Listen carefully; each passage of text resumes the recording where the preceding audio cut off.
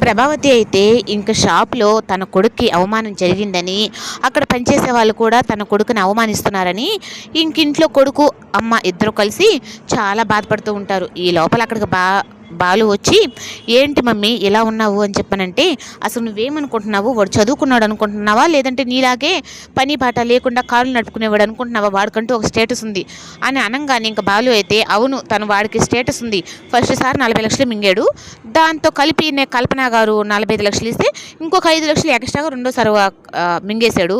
అదా వాడికుండే అర్హత" అని చెప్పనని ఇంకంటాడు. ఇంక మాట మాట పెరిగి ఇంక మనోజ్‌కి, బాలుకి అయితే గొడవ జరుగుతుంది.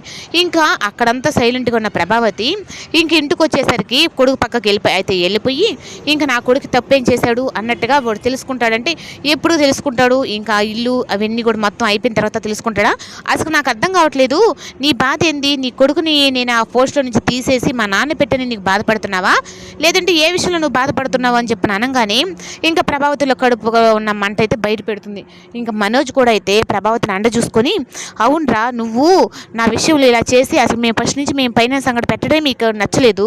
అందుకని మీరు ఇలా చేసి మమ్మల్ని ఇద్దరిని అడ్డు తప్పిస్తే దాన్ని కూడా మీ సొంతం చేసుకోవాలని అనుకుంటున్నారు" అనగానే ఇంకా ప్రభావతి అలాగే అందరూ కూడా సైలెంట్గానే ఉంటారు. ఇంకా మీనాకైతే కోపం వచ్చి ఇంకా రోహిణిని అడుగుతుంది, "ఏంటి రోహిణి, మీ ఆయన ఏం మాట్లాడుతున్నారు అర్థమవుతుందా? ఆ ఫైనాన్స్ అంగడి మీకు ఎక్కడ షాపులు ఇవ్వకపోతే వెతికి మరీ పెట్టించింది మా ఆయన.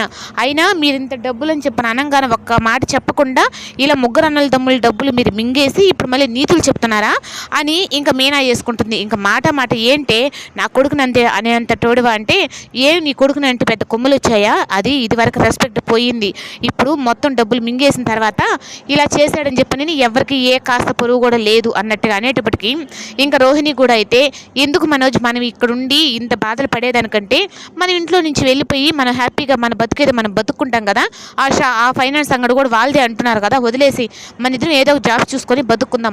మన ఇద్దరం చదువుకున్న వాళ్ళమే కదా, వాళ్ళలాగే ఏం చదువుకోలేని వాళ్ళం కాదు కదా" అన్నట్టుగా రోహిణి అనేటప్పటికీ ఇంకా ప్రభావతికి అయితే గుండెల్లో షాక్ అనమాట.